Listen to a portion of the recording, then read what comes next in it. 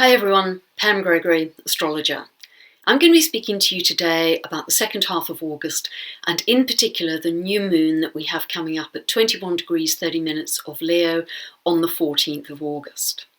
Now this is going to be happening exactly at 7:53 a.m. Pacific and 3:53 p.m. UK time. And people who are likely to feel this most are anyone born between the 8th and 12th of February or May, or the 10th to the 16th of August or November. Now at this full moon we have 5 planets in fire. We have Uranus in Aries. On the 9th of August Mars just has moved from Cancer into Leo, and we have the Sun, Moon and Venus all together in a conjunction in Leo. So fire energy is about exuberance, it's about enthusiasm, love of life, creativity. And Leo in particular is about that joyful play side of us, and it's also about letting our individual light shine. Really finding a way to express our unique gifts in the world. And I talked about that quite a lot in the last video, the full moon in Aquarius, because this is a continuing theme from there. And it's something I've been thinking about a lot recently and even writing about, that when we don't let our light shine, it's very often because we've had some very challenging circumstances in childhood. And when that happens, often we contract. We're in a situation where we may feel rejected or abandoned or cruelly treated, and that actually, those experiences, but our reaction to those experiences gets laid down in our brain as a roadmap called the neural network. And as we move through life and we might be telling people about our lives, or even in our self-talk, running those experiences through our head, we produce that victim script, let's call it, where we had a hard time. And our life is really just the story we tell ourselves about the meaning we give those experiences in our lives. And if we see it in a difficult light, if we see ourselves as a victim, then we produce very specific neuropeptides associated with those emotions that cascade through every cell in our body. However, if we can take those same facts and experiences that happened in our lives and see ourselves not as the victim, but as the hero and the survivor of those experiences, our body chemistry becomes entirely different. It becomes entirely positive. We become someone with a winning attitude, someone who always triumphs over adversity. And we start to see those challenges of childhood not as jolly bad luck for me, but rather as the fuel that galvanizes you to become who you are and to go on to do something amazing in the world. And the reason I want to share that is really that Leo is the sign most associated with being the hero in your life, not in an egotistical way, but in a really letting your light shine so you can help other people by shining light into dark places. Also at this new moon, Venus is retrograde in Leo. And so it's asking us to go inward about what Venus represents.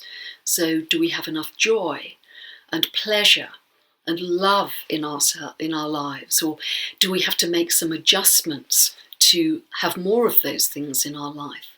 And I think a very helpful phrase to keep in our minds with regard to this is, whatever relationship or situation we're in, we can ask ourselves, is this loving to me? I.e., is it nurturing? Is it supportive? Do I feel really boosted by this experience, or do I feel depleted by this experience? And that can be a very good guide as to whether you should continue that particular experience or relationship.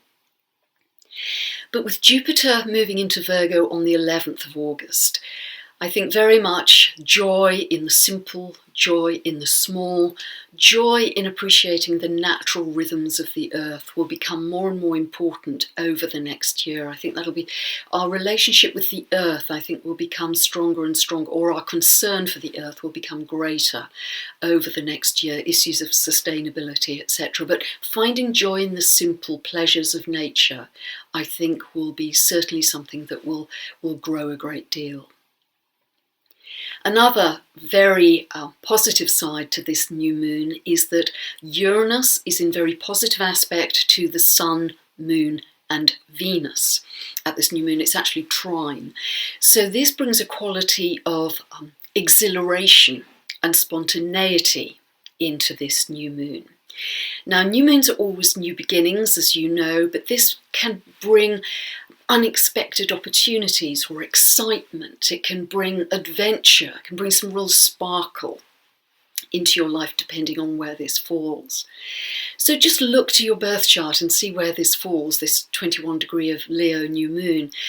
Is it falling in your 5th house? Could there be an unexpected and exciting romance about to happen? Or is it in your 9th house, unexpected and exciting travel plans out of the blue? Or is it in your 10th house? There could be some unexpected job opportunity that feels very exciting for you. But it's very much, Uranus is the planet associated with individuality, individual self-expression. So again, we're back to this same theme of letting our light shine and letting ourselves flow with life's adventures. Now, Venus stays in Leo for an unusually long time, until early October, so we've got lots of opportunity to really live from that big, generous, loving heart energy that has a great deal of compassion with it too. It's feeling honest about our loving feelings. So there's a wonderful quality to this new moon. Another aspect which is very important, in fact, all through August, it's exact on the 3rd, but it runs all the way through August, is a square between Jupiter and Saturn.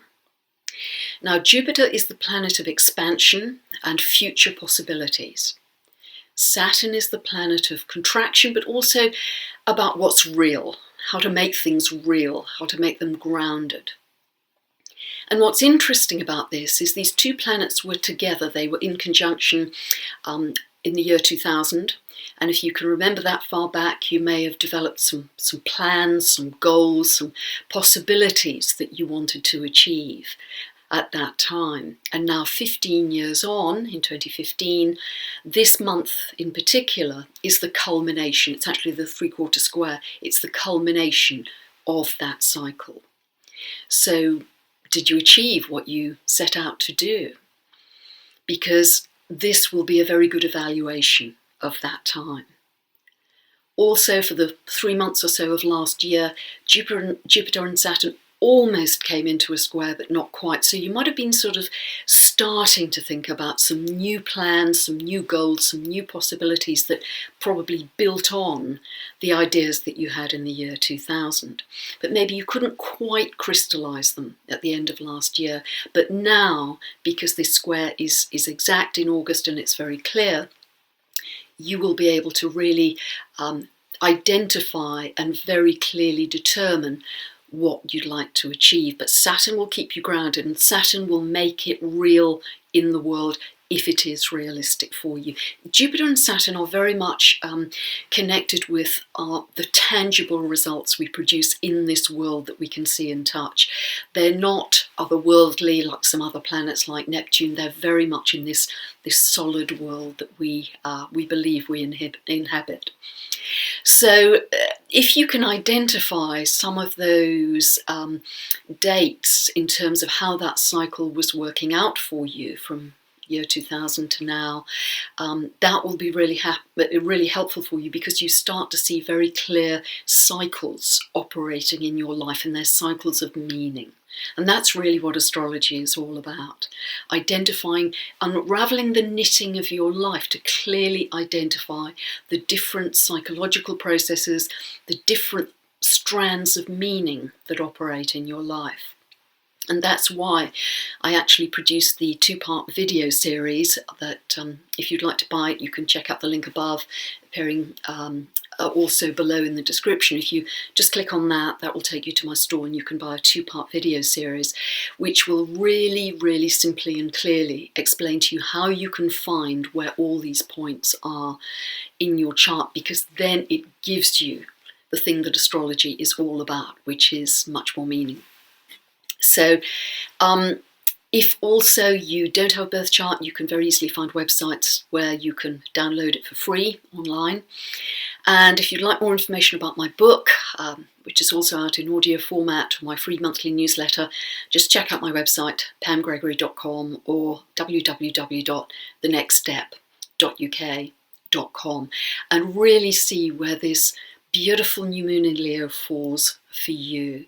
What kind of a new beginning is it going to represent for you? And we're going to be building to a really important time in the year. After this, we have a beautiful full moon in Pisces at the end of the month, and then a super powerful month in September with 2 eclipses. But more of that in the next video. Enjoy this wonderful, beautiful new moon in Leo, and thanks for listening.